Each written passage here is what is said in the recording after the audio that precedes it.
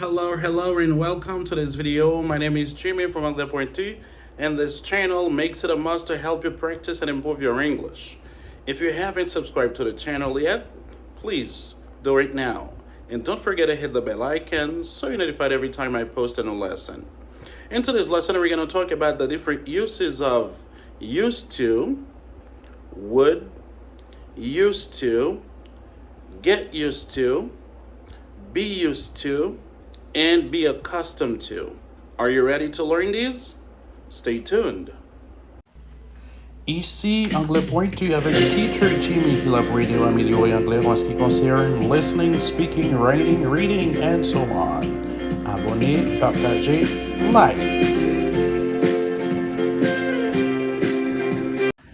De retour, mesdames, messieurs. Déjà que nous sommes dans l'introduction leçon 1, nous allons étudier ensemble les différentes utilisations de used to, would, used to, be used to, get used to, and be accustomed to. Donc, expression ça, c'est expression qui parlait de différentes habitudes. Donc, habitudes dans le passé et habitudes dans le présent. Donc, nous allons étudier ensemble qui expression que vous êtes capable d'utiliser pour habitude dans le passé, différentes bagailles qu'on fait dans le passé et différents bagailles que vous avez fait dans le moment présent.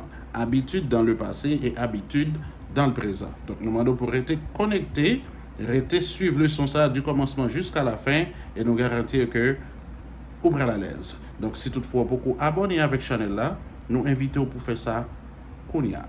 Parce que une fois qu'on fait ça, donc on va rentrer dans la famille ça et pas oublier peser petit bouton notification également. Une fois que vous pesez petit bouton notification, ça va permettre que vous recevoir toute prochaine leçon que nous avons gagné pour nous poster sur la chaîne. C'est là. C'est parti. Utilisation de used to. Used to. Vous allez commencer à prononcer. Used. Used. Et puis, il y a to qui vient après là. Donc, à cause de to qui vient après là, et to, il commence par une consonne. Donc, qu'est-ce que nous faisons? Nous lions consonne avec terminaison t. OK? Et to, lui-même, il commence par la lettre T qui gagne son t. Et puis, used, il terminé par même son ça qui c'est t. Eh bien, nous tout fait liaison. Hein? C'est ça que fait ou presque pas attendre used. Ou pas attendre le séparer. OK? Nous tout fait liaison. Nous dit used to. Used to. Alright? Used to. Nous allons regarder qui nous utiliser expression ça. Used to. We use used to talk about past habits which we don't do in the present or past states which are no longer true. Nous utilisons used to pour nous parler de ça que nous avons habitué faire dans le passé et que nous n'avons pas fait encore dans le moment présent. Attendez bien. Used to, l'utiliser pour toute bagaille qu'on fait dans le passé ou qu'on a habitué faire, OK, qui était une habitude pour vous dans le passé, mais dans le moment présent ou pas fait encore. Ou bien nous utiliser used to pour nous parler de état que vous avez dans le passé, OK, donc caractéristiques que vous avez gagné dans le passé et qui dans le moment présent ou pas gagné encore. OK? Donc, c'est ça l'utilisation de used to. We use used to with the base form of a verb. Nous utilisons used to avec l'infinitif sans to. Donc, c'est infinitif sans to qui suivit used to. Exemple. I used to play soccer. I used to play soccer. J'avais l'habitude de jouer au football. M'étais qu'on habitué à jouer au football. Donc, qu'est-ce que ça veut dire?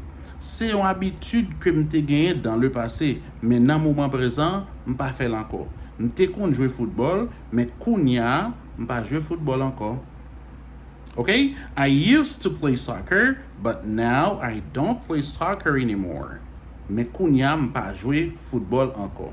Donc, c'est dans ce sens que vous utilisez used to. Et après, qui ça que ouais, le verbe to play.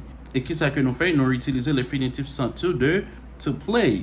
Au lieu de nous mettre I used to play, nous utilisons I used to play soccer. OK?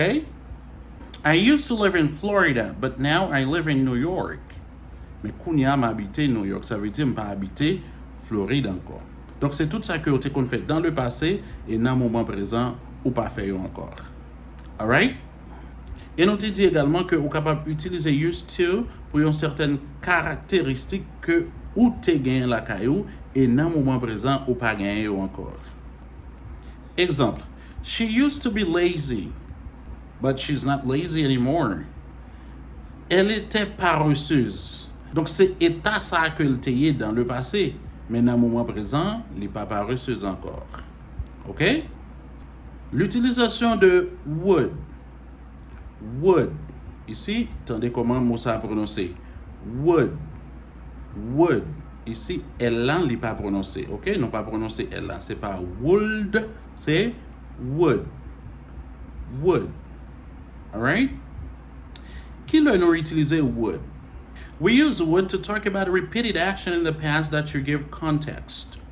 Would avec used to, you're utilisé dans le même contexte. You parlé de ça que yon monde qu'on habitué faire dans le passé.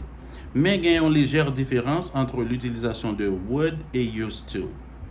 Would, nous sommes capables d'utiliser pour ça que nous t'avons fait dans le passé, mais il faut que nous préciser dans quel moment que nous t'avons fait dans le passé. Donc, une fois que il y a une précision, une fois que nous précisons temps, nous précisons moment que nous t'avons fait bagage ça dans le passé, donc nous avons utilisé would. Tandis que used to lui-même, ou pas besoin d'utiliser moment où t'avons fait là. Donc, si on parle de habitude passée ou, donc on pas besoin de préciser moment, on pas besoin de préciser temps. OK? Donc, ça c'est used to. Mais tandis que si on utilise would, ou obligé d'utiliser temps ou bien moment que ou t'es qu'on habitué faire telle ou telle chose. Exemple. When I was 18, I would drive so fast.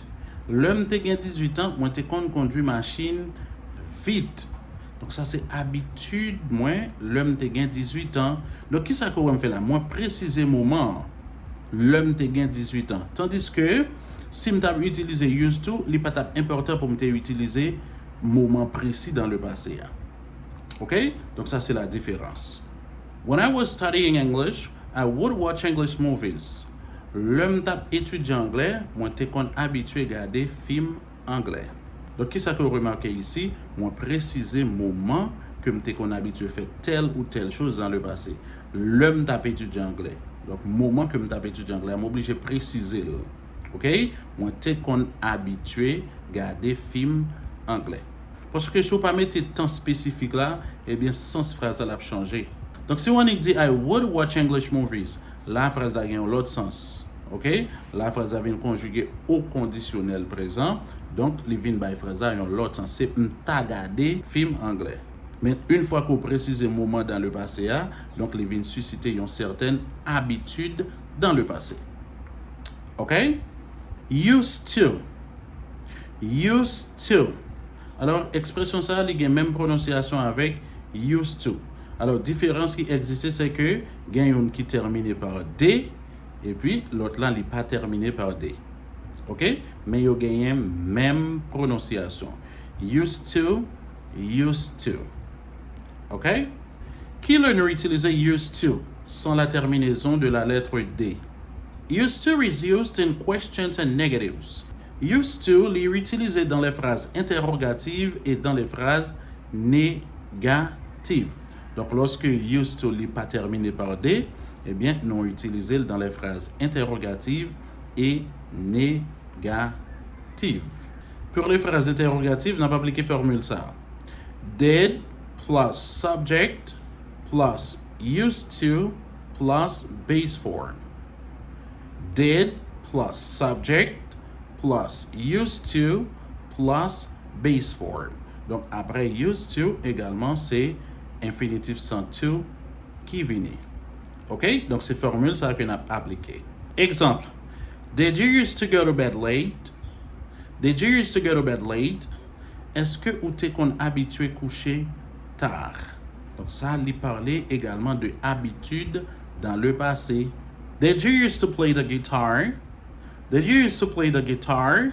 Est-ce que vous t'es qu'on habitué jouer guitare? Est-ce que vous t'es qu'on habitué jouer guitare?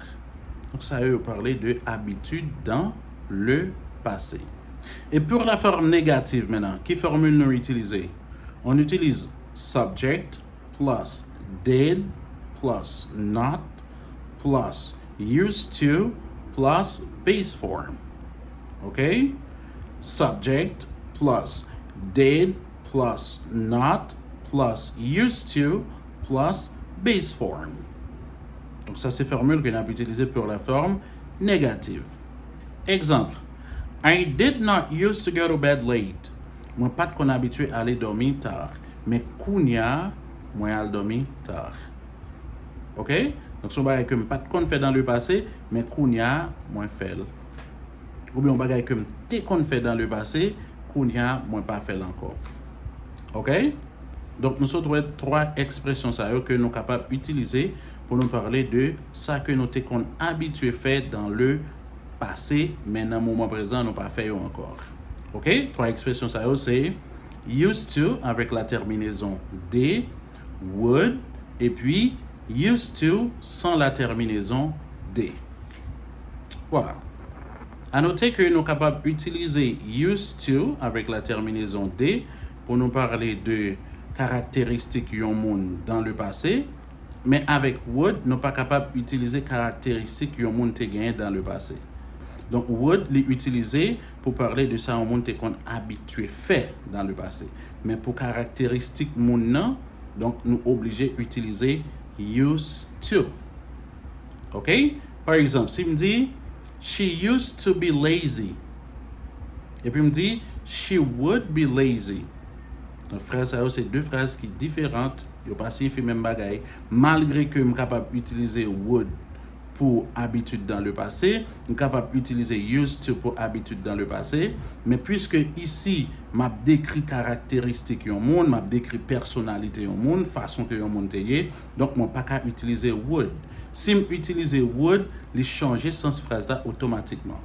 Si je dis she used to be lazy, ça signifie qu'elle était paresseuse, mais Kounia n'est pas paresseuse encore. OK? Mais si je dis she would be lazy, ça signifie l'état paresseux, elle serait paresseuse. Donc, les changer sens phrase là automatiquement. Be used to. Be used to. Qui l'a nous utilisé be used to? We use be used to talk about things we're comfortable with. Or we use it to talk about things that are normal for us. But these things can be normal for us, but they may not be normal for other people. Be used to signifie être habitué à. Nous utilisons le plus couramment parlant pour nous parler de habitude dans le présent. Mais nous sommes capables d'utiliser pour nous parler de habitude dans le passé et dans le futur également. Donc ça dépend de quel temps que nous conjuguons verbe to be. OK? Si vous conjuguez verbe to be au présent, là, vous parlez de habitude dans le présent. Si vous conjuguez verbe to be au passé, vous parlez de habitude dans le passé. Si vous conjuguez verbe to be au futur, là, vous voulez parler de habitude dans le futur. Et dans quel contexte que nous sommes capables d'utiliser be used to l'utiliser pour nous parler de situation que nous sentons que nous confortables avec eux. Situation qui paraît normale pour nous, mais qui peut-être pas normale pour l'autre monde. Contrairement à used to qui suivi de l'infinitif sans to, be used to lui-même les suivi du gérondif qu'on appelle en anglais gerund. Gerund. OK? Qui ça gérondif là est? Le gérondif, c'est l'infinitif sans to auquel on ajoute ing. Donc, l'autre infinitif sans to ou ajouter ing à lui-même, eh bien, ça vient de où? Gérondif. La forme en ing des verbes. OK? Donc, c'est lui-même qui suivre be used to. Donc, on a souhaité que nous... Donc, gardez la différence là bien. Après used to, on va utiliser infinitif sans to. Après be used to, on va utiliser infinitif sans to, mais il faut qu'on ajouter ing. Exemple. I'm used to practicing American English. Moi habitué à pratiquer anglais américain. Donc, qu'est-ce qu'on a là? Après be used to, on va utiliser la forme en ing practicing. Je ne vais pas dire I'm used to practice. Ce n'est pas bon. Mais si je dis I used to, m'dap utiliser practice. Mais puisque moi j'ai un verbe to be qui c'est am, OK? I'm used to, moi obligé d'utiliser le gérondif qui est l'infinitif sans to plus ing. OK? I'm used to practicing American English. She's used to working 7 days a week. Li habitué travail 7 jours par semaine. Donc 7 sur 7. Li habitué avec ça. Donc il y a des gens qui pas travaille 7 jours sur 7. Donc ça c'est un bagage qui est normal pour lui, mais qui peut être pas normal pour l'autre monde. OK? Donc c'est ça fait que je te dis, c'est tout bagage qui est normal pour vous-même qui parlez mais qui peut être pas normal pour l'autre monde. Donc c'est dans ce sens que nous utilisons be used to. Et nous sommes capables d'utiliser yon nom ou bien yon pronom après be used to. Exemple, I'm used to it. I'm used to it. Moi habitué avec elle. OK? I'm used to it. Donc, qu'est-ce que c'est là? It, ici, c'est un pronom. I'm used to it. C'est un pronom. I live in a countryside, so I'm used to gardens. Moi habité à la campagne. Donc, moi habitué avec jardin. Donc, garden, ici, c'est un nom. Moi utiliser après expression be used to. Be accustomed to. Be accustomed to, nous sommes capables d'utiliser dans le même contexte avec be used to. Donc, nous sommes capables d'utiliser yon dans place l'autre. Yon interchangeable. OK? Get used to. Get used to, nous sommes capables d'utiliser dans le même contexte avec be used to et be accustomed to, mais il y a une légère différence. Nous utilisons get used to, c'est pour nous parler de un changement qui produit dans une habitude. Ça veut dire que c'est un bagage que nous qu'on a forcé faire, un bagage que nous avons forcé pour nous être habitués avec lui. Et à la longue, nous venons finalement habitués avec lui. Il y a un changement qui vient permettre que nous venons sentir nous normal, nous venons sentir que nous à l'aise, et bien pour nous faire bagage ça. OK? Donc c'est dans le contexte ça que nous utilisons get used to. Exemple, I didn't like my sister's behavior, but after a few years, I got used to her. Moi pas très bien comportement seul, mais après quelques années, moi vinn habitué avec lui. Donc il y a un changement qui produit. I'm getting used to public speaking. Moi vinn habitué avec parler en public. OK? Donc ça c'est pas un bagage que m'étais habitué avec lui, mais à force que m'a fait, moi fini par habitué avec lui. OK? Get used to. Il faut que nous disions également que après get used to, be used to, be accustomed to, nous sommes capables d'utiliser l'infinitif sans to plus ing. Donc, depuis nos expressions ça dans phrase, eh bien, c'est gérondif qui vient après.